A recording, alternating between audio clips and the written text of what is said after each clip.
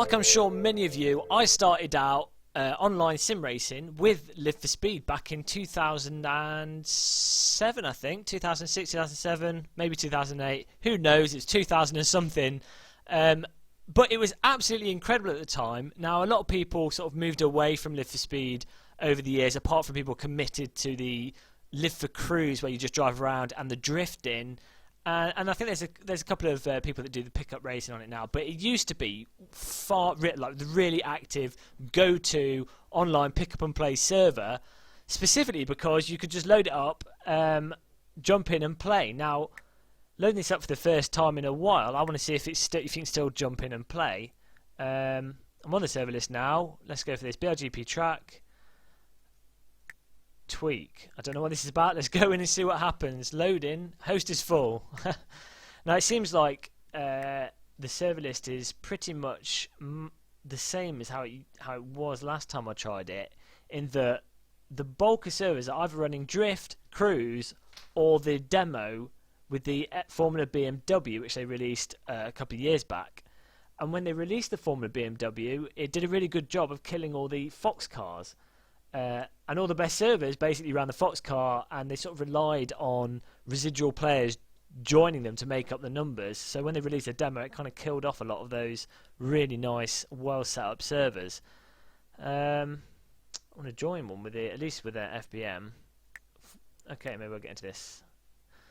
But nonetheless, let's see how it goes. Live for Speed still has, arguably, one of the best... Oh, can I get in before it starts? No.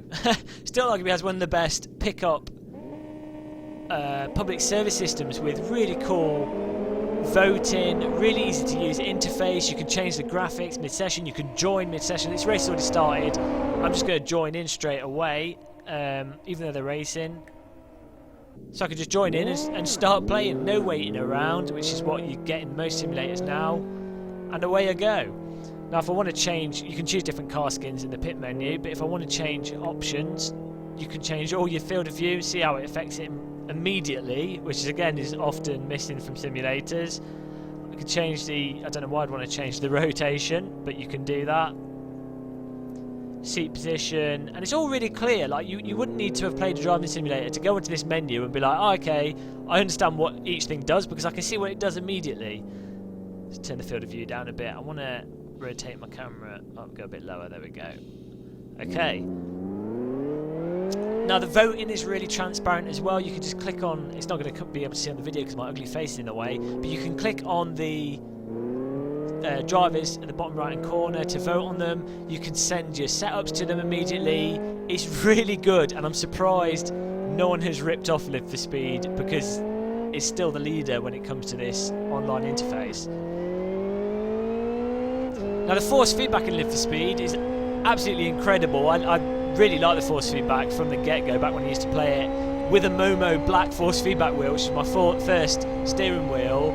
And it was one of the few games that actually worked really well with that.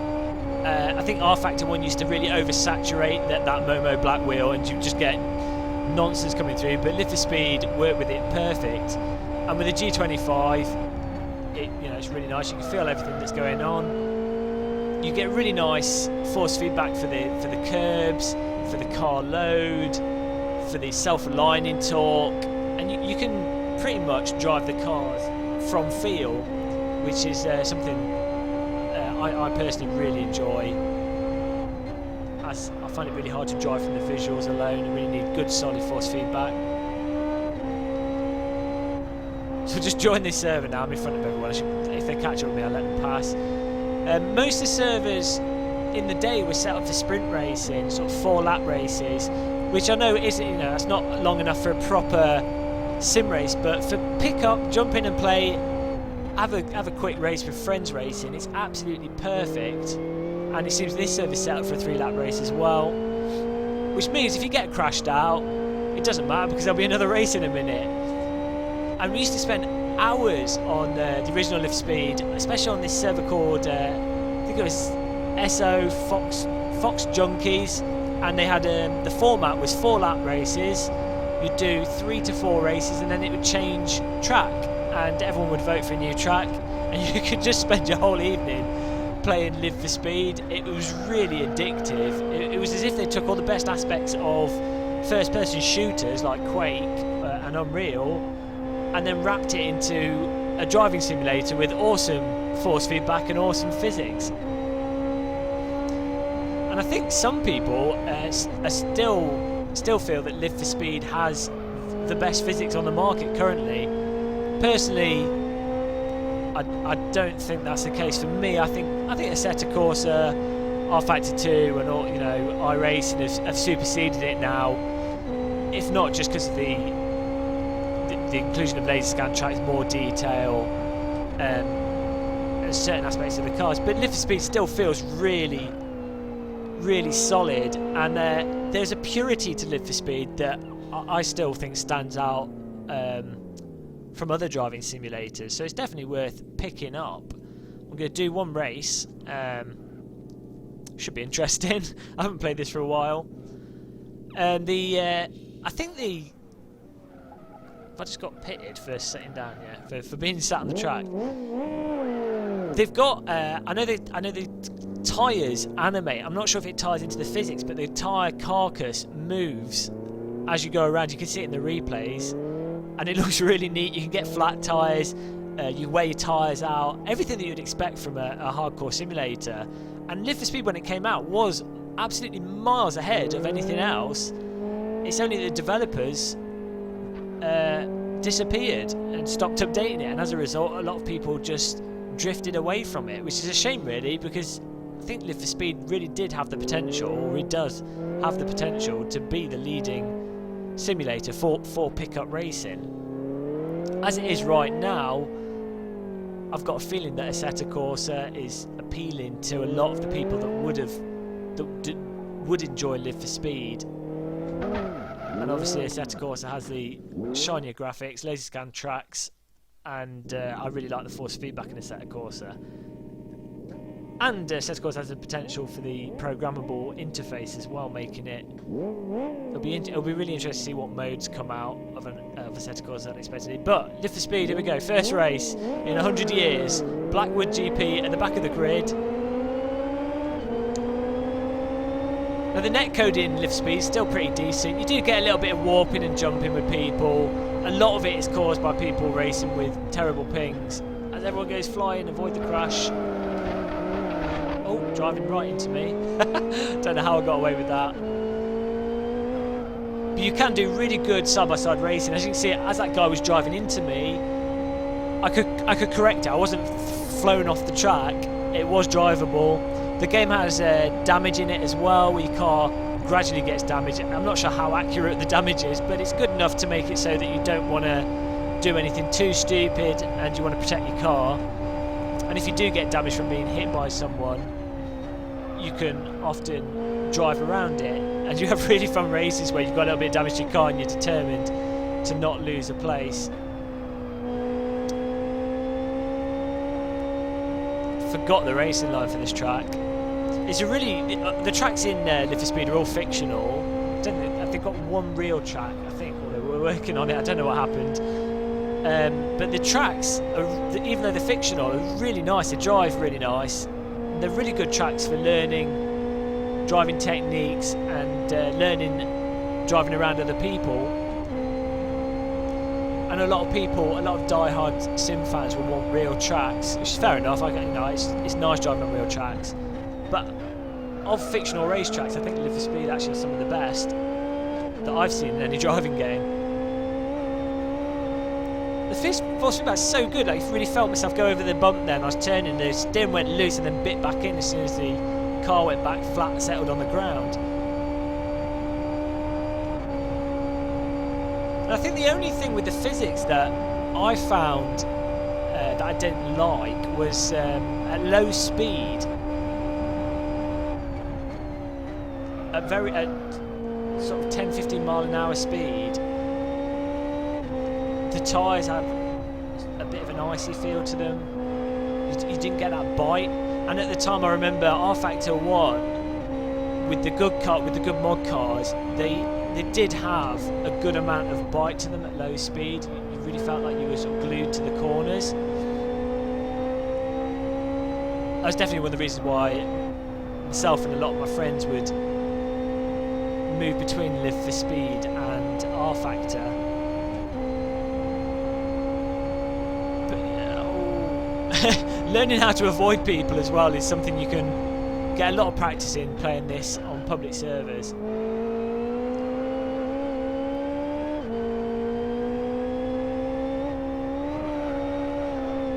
Got a bit sloppy there.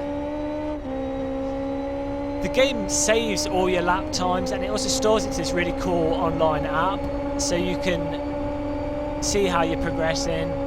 Oh, the drafting as well, really nicely done, and you end up really nice side-by-side draft racing, overtaking and fighting for the position. I think the Fox car was a lot better though than this former BMW. I really think this BMW killed off a lot of the people that play this game. It killed off a lot of the online activity. They shouldn't have released the demo. But because there is a demo now, you can get this for free and essentially get what most people are going to be playing online with. So if you haven't tried this yet, just download the demo from the website and give it a go. Nothing to be lost. Oh no, 5th place, that's it. If you come in the top 3, you get a little clap sound effect, and money gets thrown at you and champagne. I wish. Let's do one more race and natter a bit more about the old Live for Speed. But the steering, the force feedback is really natural in this. It just seems to feel right.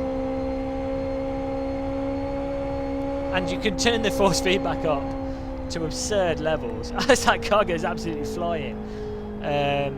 Let's turn up a bit more, see how strong it gets. I used to play this so much in the past that my wrists would be killing after doing 4 hours of racing on the city tracks. Your arms would be absolutely dying. End up with RSI from sim racing.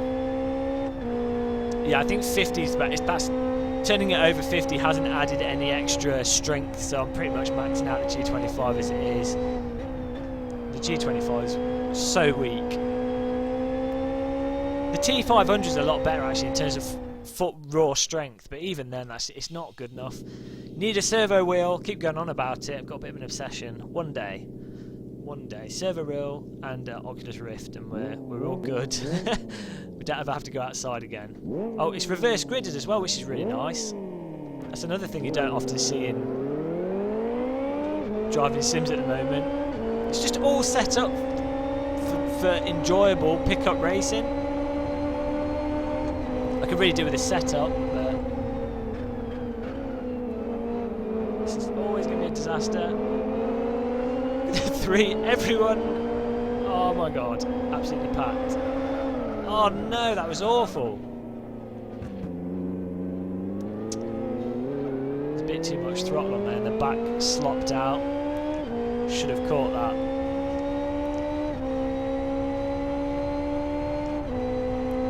It's the only aspect of the force feedback I think is in that sort of situation that occurred there. You really have to get attuned to the Live for Speed force feedback to be aware that that's going to happen. But it was also very sloppy driving on my behalf.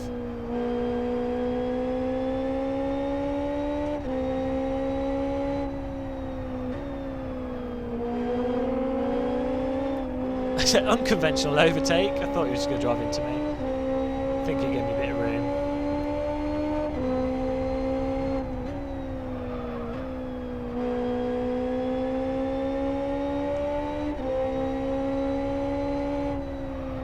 You do get really crazy driving because of the sort of sprint race setup of this. You get people overtaking on the grass and going crazy just for the sake of winning. But if you approach this in a more of a casual mindset, then it doesn't really matter. It's all about having fun.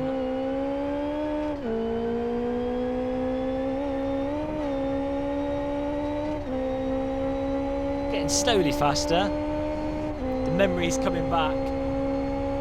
I think the game even supports things like wind and some objects in the environment respond to the weather settings. It's not got rain or day or night as far as I'm aware. Day and night rather. It's got daytime. But they cover the fundamental aspects and situations of driving really well.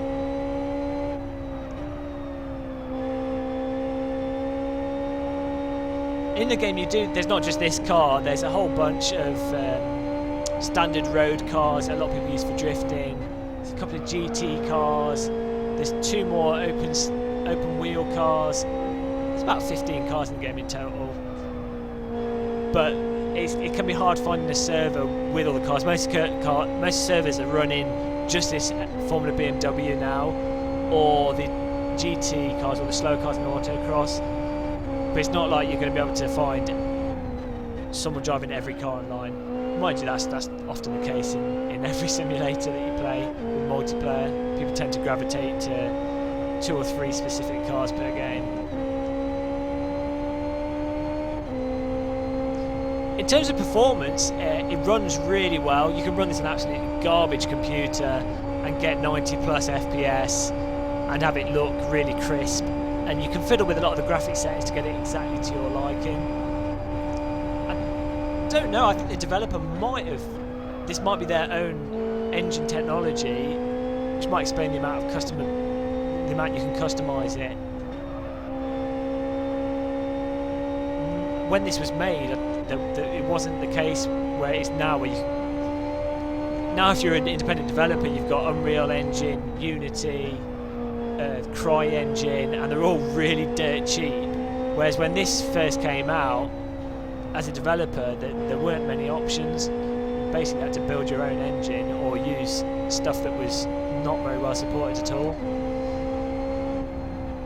Take a quick look at the other cars in the game. Leave this online server, but as you see, you just jump in online still, as long as it's with the Formula BMW. Let's pick a different car.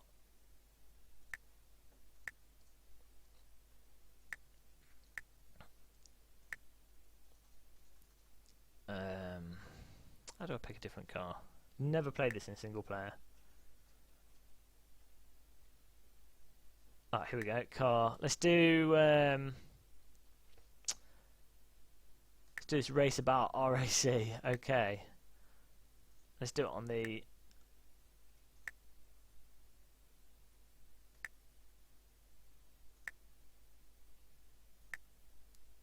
Let's do it on.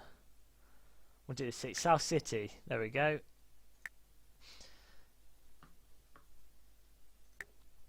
The interface, it loads almost instantaneously as well. The interface is just so clear, and everything just operates as you would expect. Oh, come on. Gearbox setup. I think a lot of people still swear by this when it comes to drifting as well.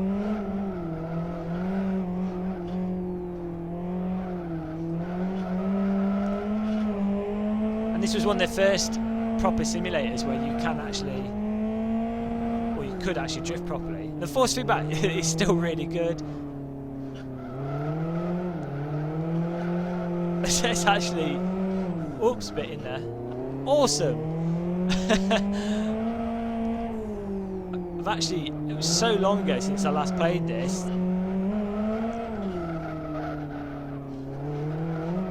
So good.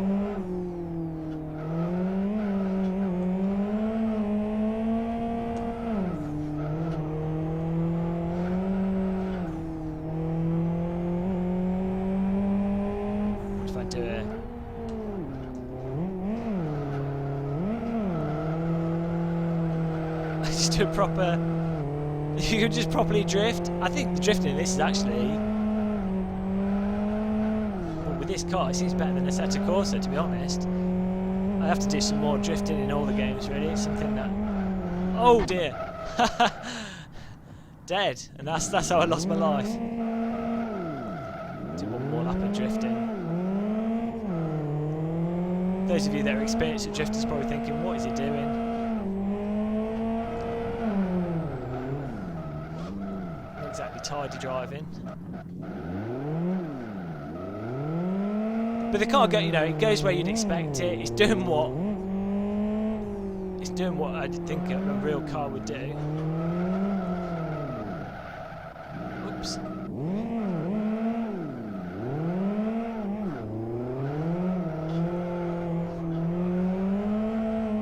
It's just great fun. Absolutely terrible. Well, I'm going to stop there and pick a different car. Let's try... okay, this looks like a Caterham type vehicle. Let's go for that. Go. Instantly loads in. The graphics are absolutely fine for the car cockpits as well.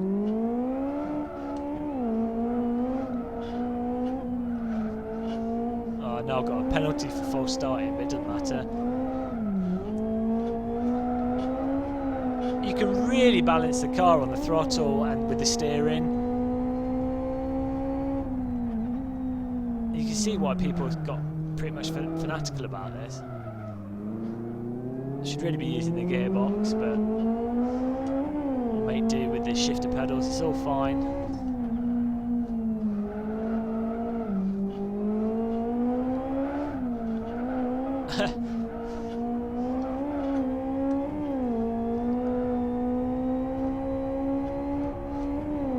It's just fantastic fun, really.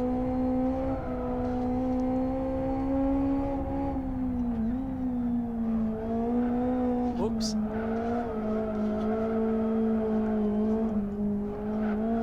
I'm sure if you actually know what you're doing, you can do that corner in one nice drift rather than flopping around all over the place like a drunk elephant on a barge.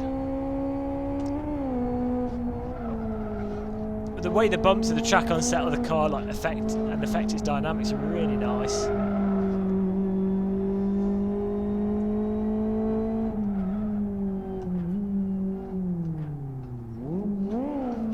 Oh no! I thought if I gunned the throttle with the clutch down there, it would be enough to get the back out, but I was going too fast.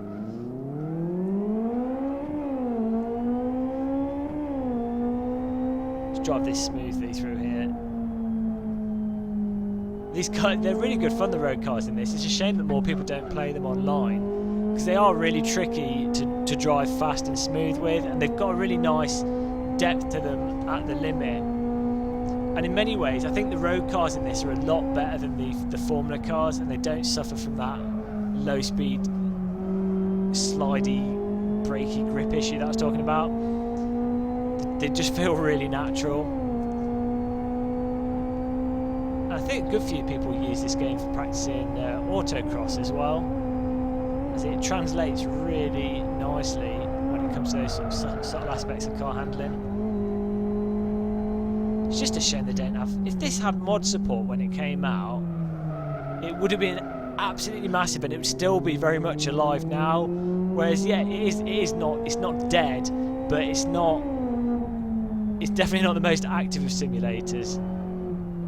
And I think even though the developers looks like they're getting more active into it now, they might have left it a bit late. But we'll see. It'd be fantastic if this can be revived and brought back. Okay, I'm going to drift this one. Oh no. That's a pathetic drift. I thought I was going to get it to come out further. It needs to be more aggressive on the throwing of the car in. But absolutely fantastic. That's pretty much Live for Speed. I don't know what else I can cover really. Definitely worth getting the demo and trying out. It depends what you like really. If you like drifting and autocross or cruising, then it's probably worth getting the full game. Definitely worth waiting for them to see what happens with the next patch they're doing, if they actually do the patch and what they do with it. If that update gets a lot of new people to it, then it's an instant buy.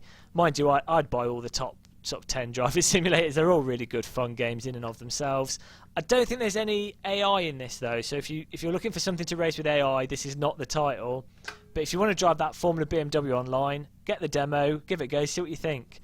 So I hope this video was of use to you all. Click the subscribe button if you haven't. Have a cup of tea and watch other videos. Goodbye.